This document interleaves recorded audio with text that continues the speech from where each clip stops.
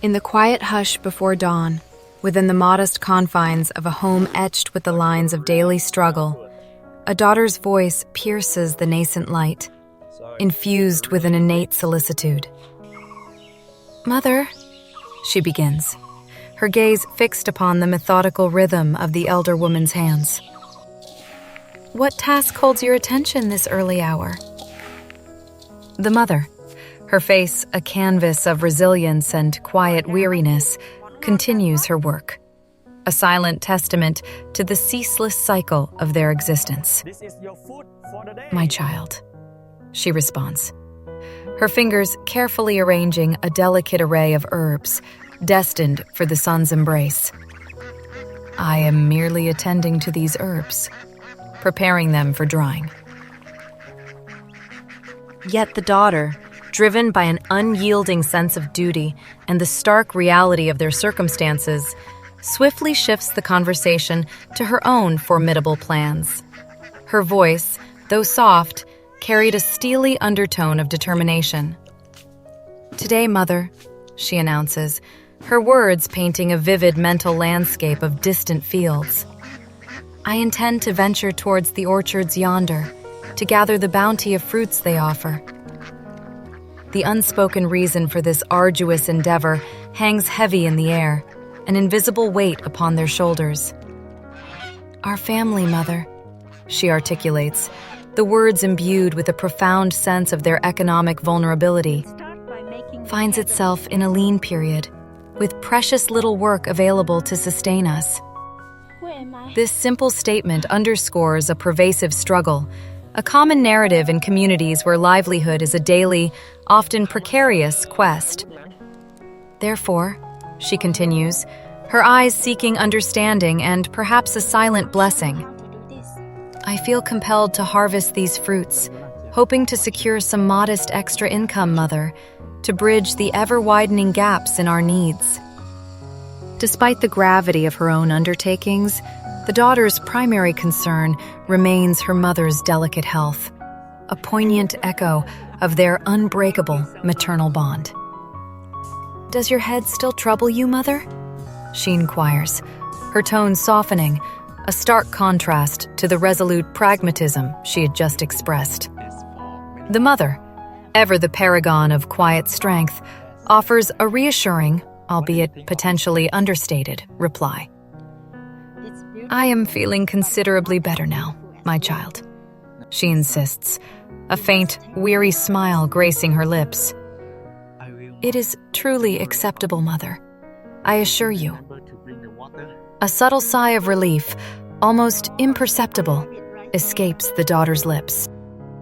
"Very well, Mother," she concedes, acknowledging the depth of her mother's enduring spirit. "I must depart now, but please, Mother, above all else, safeguard your health. It is paramount." The mother, witnessing her daughter's unwavering commitment, offers a gentle admonition. "Yes, my dear," she says, her voice a tender blend of love and concern. "Strive to complete your task and return home early. Mother, your presence is awaited." The daughter, her spirit unwavering, reaffirms her promise. "Yes, I know, Mother," she assures her, already envisioning the long day ahead. "I will venture forth, scour the groves for any ripe fruit, and gather it for sale. Once my errands at the market are concluded, I shall return without delay." Her words are a stark reminder of their shared plight.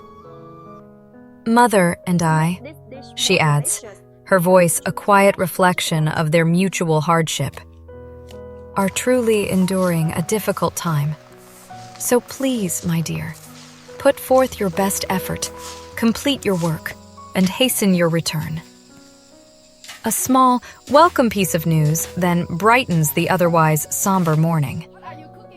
"Mother," the elder woman announces, a rare note of triumph in her voice, "today, I caught a truly magnificent fish." The daughter's eyes momentarily light up, a fleeting glimpse of simple joy amidst their burdens. "Fish, Mother?" she exclaims, her voice imbued with a childlike anticipation. "That fish, Mother, will be delicious." Her words hold the promise of a warm, shared meal, a momentary respite from their relentless toil. "Yes," the mother confirms, her own anticipation tangible. "Come back early to share this meal with Mother." The daughter then reveals a parallel plan, linking her fruit-selling venture to the broader rhythm of the community. "Yes, and today, Mother," she adds, "there is also a bustling market over there." Her entrepreneurial spirit shines through. "I am contemplating going to sell some of the fruits, Mother." A beat of affectionate concern follows. "Do you desire anything in particular, Mother, that I might purchase for you?" The mother, ever selfless, dismisses the notion. "For Mother, you need not procure anything," she insists, her gaze conveying a deeper yearning. "For Mother, merely remember to return early, once your selling is done." "But I observe the weather is turning colder."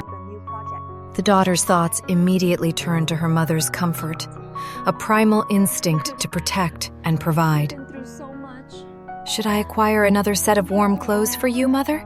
she offers, her voice laced with genuine care. The mother, ever mindful of their meager resources, gently declines. "There are plenty of clothes, my child," she states, her tone firm yet loving. "There is no necessity to buy more. It would be a waste of our precious money." Her philosophy is clear, distilled by years of scarcity. "What is the true purpose of venturing out?" she muses, answering her own rhetorical question with simple pragmatism. "Simply earn some money and then return. We will then possess the means to spend on Tet, the Lunar New Year, a time when such resources are truly needed." The daughter, understanding her mother's wisdom, concurs. "Yes, you are right," she acknowledges. "You need not buy them, Mother, okay?" The mother offers a tender affirmation. "Yes, Mother," she replies. "I still have a plentiful supply of clothes. It is late now." The daughter, ever conscious of the fleeting hours and the urgency of her mission, makes her final preparations. "Let me go and get ready," she states, her movements quickening. "Let me depart early, Mother." Her voice is a testament to her unwavering resolve. "Yes, I will go," she confirms, stepping towards the door. "Yes, I will go early and return early, Mother," she reiterates, a promise whispered into the morning air. The mother's parting words are a familiar refrain, a constant echo of her love and concern. "Yes, remember to come back early, Mother," she calls out, her voice trailing slightly. "Yes, Mother," the daughter replies, already halfway out the door. "Today, Mother, you caught a very big fish," she adds, a final acknowledgement of the small triumph. "Yes, I know, Mother just told me." Her final instruction, a blend of love and practicality, hangs in the air. "But Mother, please, begin cooking and await my return." With that, she is gone, leaving the mother to her quiet vigil. "Yes, I will go," the mother murmurs, a silent farewell to her departing child. A moment of reflection settles over the mother, her gaze fixed on the empty doorway. "Yes, then, Mother," she speaks softly to herself, a firm resolve hardening her features. "Just stay home, Mother. You cannot embark on work far from here. You cannot undertake heavy labor, Mother. You are not going anywhere, Mother. You will remain at home." Her words are a self-imposed directive, a recognition of her own physical limitations and the necessity of preserving her health. "Yes, that is it," she concludes, her voice firm. "I am getting ready." Her quiet solitude is then unexpectedly interrupted. "Yes, I will go," she says, acknowledging an unseen presence, a voice perhaps from her own thoughts or a soft rustle outside. "Yes, I will say hello to Sister Tieu Nu." The name evokes a sudden shift in the narrative, a new thread beginning to weave itself into the tapestry of their lives. Then, a new scene unfolds. The setting subtly shifted, yet the undercurrent of struggle and shared humanity remains. A woman, Sister Tieu Nu, engages in an unexpected conversation. "Oh, how?" she remarks, her voice carrying a casual, almost surprised tone. "I was just about to go upstairs to drink some water."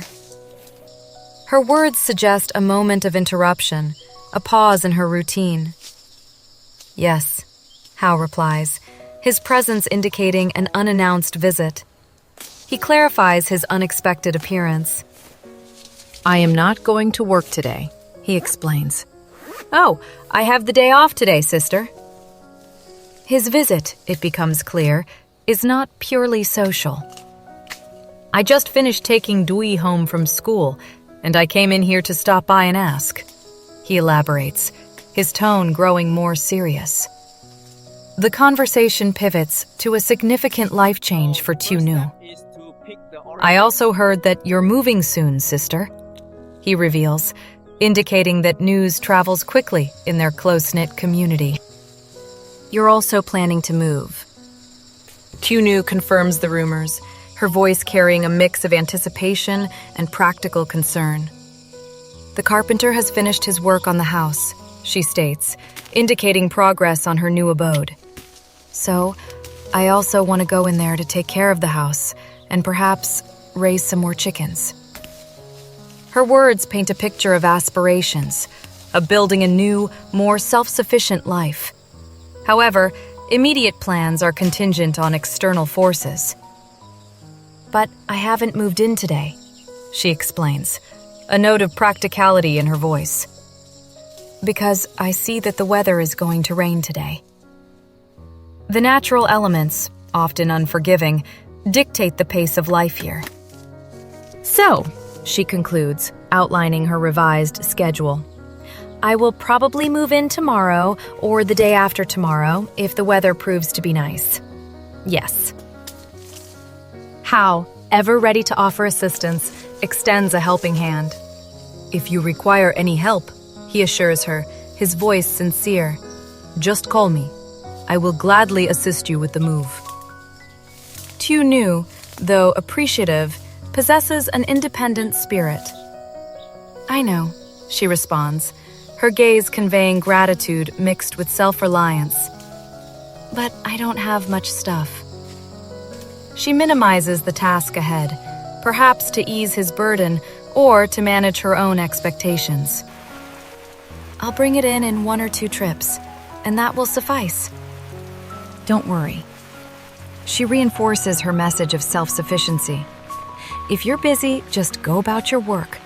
When there's something I truly cannot manage to bring, I will ask for your assistance later." Then, Hao's demeanor shifts, a more delicate subject emerging. "Are you pregnant?" he asks, his question direct yet cautious. A flicker of surprise crosses Tieu Nu's face. We always do. "But how do you know?" she replies, her voice tinged with a mild astonishment, perhaps at the swift spread of such personal news. Hao reveals his source, a trusted voice within their community, and the weight of their concern. "Truong's mother told me," he explains, his tone grave. "And she also specifically asked me to pay a little more attention to you." His words confirm that Tieu Nu's well-being is a shared concern, a reflection of their close-knit communal bonds. Tieu Nu, ever resilient, offers a reassuring, albeit slightly downplayed, assessment of her condition. "Yes, I'm fine," she insists, her voice betraying a hint of the inner strength she draws upon. She speaks from experience, from a place of intimate understanding. but I've been pregnant before, so I comprehend the process. However, Hao's empathy extends beyond mere understanding. He perceives the profound challenges she faces. But I see that you're truly struggling, he admits, his voice laced with genuine sympathy. Because you have Dui. He underscores the immense burden she carries, now compounded by new life. So now you're pregnant again, he continues, the gravity of her situation settling between them. And you're alone. His words acknowledge the profound absence in her life, the void left by Truong. So I truly feel sorry for you, don't you? Tieu Nu, with a quiet strength that belies her vulnerability, counters Hao's pity with a pragmatic outlook. Why not? She responds, her voice firm, asserting her capacity to cope. And besides, she adds, drawing upon her past experiences, I've been pregnant before. Now it's not as hard as it was previously. Her words reveal a stoic acceptance, a determination to navigate the challenges ahead. Now there are people to help, so everything is easier, sister. She concludes, her voice reflecting a newfound sense of support. Hao, still concerned for her well-being, offers a gentle reminder about her health. Yes, he nods, acknowledging her resilience. So, do you often go for regular prenatal checkups, sister? He inquires, his concern genuine. Tieu Nu provides an update on her medical care. The other day, Truong's mother took you for a checkup, she recounts. The baby is still very small. The detail serves as a stark reminder of the fragile new life growing within her. Yes, I see that you work hard, sister, Hao observes, his empathy profound. So remember to limit heavy work, sister. His admonition is born of caring, recognizing the toll her demanding life takes. Tieu Nu, in response, offers reassurance that she is indeed heeding such advice, perhaps even proactively. You know, she begins, her voice softer now. Lately, I don't do anything heavy. Her words paint a picture of careful self-management, a conscious effort to protect herself and the life within her. I just go into the shed to grow vegetables and clean. It is a life of quiet industry, but one that still demands considerable physical exertion, even if lightened. Then, a shift in her demeanor, a subtle tension entering her voice, signals a deeper, more troubling revelation. I also have something I want to tell you, she confides, her gaze meeting Hao's with a newfound seriousness. His curiosity is immediately piqued. What is it? He asks, sensing the gravity of her tone. What is it, sister? He presses, urging her to speak. Tieu Nu takes a deep breath, steeling herself for the disclosure. I think it's better to tell you than to hide it from you, she declares, her words heavy with the weight of unspoken secrets. Up until now, I've been hiding it from you. The revelation is poised to shatter the fragile peace of their conversation. It's about Truong going on a business trip, sister. The seemingly innocuous phrase, business trip, is immediately challenged, its true nature shrouded in suspicion. Hao's understanding deepens as Tieu Nu articulates the profound, unsettling implication. Is there someone who intentionally sent Mr. Truong away? She asks, the question hanging in the air, laden with accusation.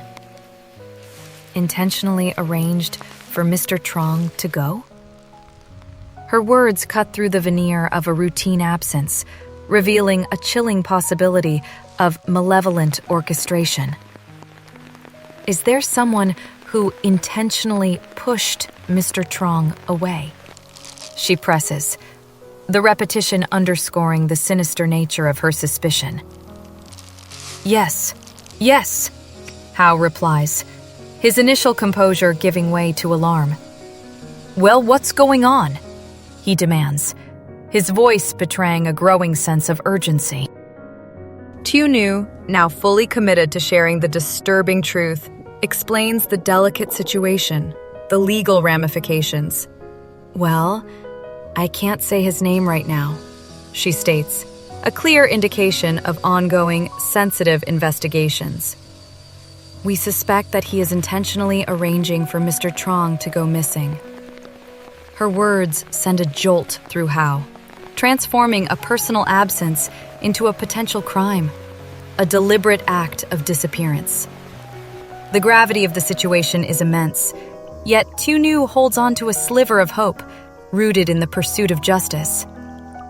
If we collect enough evidence, she continues, her voice unwavering despite the fear it must hold, he will be punished by law.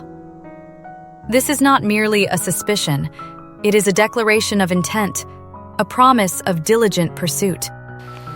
So, she concludes, her gaze firm, we will try to investigate. A wave of relief, potent and profound, washes over Hao. Yes, yes, he exclaims, his voice imbued with newfound hope. That's great. His gratitude is immediate and heartfelt. Thank you very much. Tieu Nu, though the bearer of this crucial information, dismisses the need for thanks, framing her actions within a larger context of duty and solidarity. You don't need to thank me, she responds, her expression earnest. This is our job. Her words imply a collective effort, a shared responsibility in uncovering the truth. She offers a comforting reassurance, a steady hand in the face of uncertainty. Don't worry too much. Her optimism, however cautious, offers a beacon in the darkness. Who knows, she muses, contemplating the unpredictable twists of investigation. If we investigate him, we might find more clues about Mr. Truong. Her words hold the promise of answers, of breaking through the impenetrable wall of his absence. Hao, sensing the conclusion of their urgent discussion and the approaching change in weather, prepares to depart. I'll ask for your permission to go home now, he states, his voice carrying a renewed purpose. I'll go in and have a drink. The mention of the weather serves as a practical cue. It looks like it's about to rain, he observes, so I'll go home too. Tieu Nu, reciprocating his concern, offers a parting caution. Yes, be careful on your way home, she advises, her words a small gesture of care amidst the weight of their shared burden. The scene fades, leaving the profound implications of Truong's suspected disappearance hanging in the air, a chilling undercurrent beneath the mundane concerns of daily life.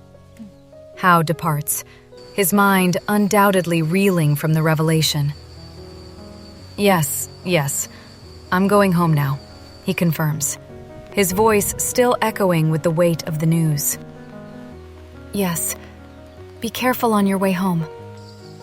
His words are a faint echo, a memory of the exchange, as the camera pans away, revealing an unexpected detail that grounds the narrative once more in the everyday. Yes, there are too many oranges, a voice comments, a sudden shift in focus, momentarily distracting from the drama of disappearance. The vast abundance of fruit stands in stark contrast to the human struggle, a reminder of the cyclical nature of life, even in the shadow of profound uncertainty. The bustling marketplace comes alive, a vibrant symphony of commerce and human interaction, a stark counterpoint to the quiet anxieties of the earlier morning. Amidst the cacophony, a vendor addresses a customer, the rhythm of negotiation a familiar melody. These are still green, miss, the vendor remarks, gesturing towards a pile of produce, her voice a practiced blend of observation and salesmanship. "What should I get, miss?" she inquires, awaiting specific instructions from her patron. The customer, a familiar face in the daily grind of the market, recalls a previous request. "The other day I told you to get vegetable seeds," she reminds the vendor. "Hey, did you get it for me?" The question hangs in the air, a small yet significant item on the day's endless list. "Yeah, I got it for you," the vendor confirms, a testament to her reliability, her voice clear above the market din. The conversation deepens, shifting to the day's harvest, a direct consequence of nature's recent blessing. "This morning," the vendor explains, her voice carrying a note of satisfaction. "It rained, so I got a lot." Her words paint a vivid picture of bountiful growth, a small victory against the elements. "Oh, yes," the customer responds, her interest piqued. "You take whatever kind you want. I'll take it." Her trust in the vendor's selection is clear. The vendor, eager to showcase her wares, emphasizes the quality of her produce. "It's raining today, so I'll take a lot," she says, indicating the sheer quantity. "They grow beautifully in the rain." Her words are a testament to the regenerative power of water, turning simple seeds into flourishing greens. "Oh, yes," the customer acknowledges, surveying the verdant display. "You see which bunch you want. I'll take this." Okay, how about this one? She points, making her selection. "Is this cabbage, Auntie?" she inquires, seeking clarification on the specific variety. The vendor, a fount of agricultural knowledge, provides an expert identification. "This is cabbage, kohlrabi, mustard greens." The customer continues her exploration, seeking to distinguish between the various offerings. "This is kohlrabi, Auntie?" she asks, her finger tracing the smooth, rounded form of the vegetable. The vendor clarifies with practiced ease. "This is frozen mustard," she explains, detailing its desirable characteristics. "It wraps beautifully." Her words suggest a quality highly prized by discerning buyers. "Oh, yes," the customer responds, her appreciation evident. "How much do you sell this for a bunch?" she inquires, moving to the crucial stage of pricing. $10,000 a bunch, the vendor states, the price point clearly articulated. "Oh, is that so?" the customer replies, a hint of surprise in her voice, perhaps expecting a higher cost. "Yeah, it's cheap," the vendor confirms, underscoring the value. "But it's raining today, but it's beautiful when grown." Her pride in her produce is palpable, even at a low price. "Yes, I'll leave it all to you," the customer decides, entrusting the selection to the vendor. "Oh, this avocado is beautifully grown, isn't it?" A new voice interjects, drawn by the vibrant display, admiring a different fruit. "This is cabbage, Auntie?" The question is repeated, reflecting a common confusion amidst the array of greens. "That's right, frozen mustard," the vendor confirms, her patience unwavering. She then points to other varieties. "This is cauliflower. This is cauliflower." The variety on offer is impressive, catering to diverse culinary needs.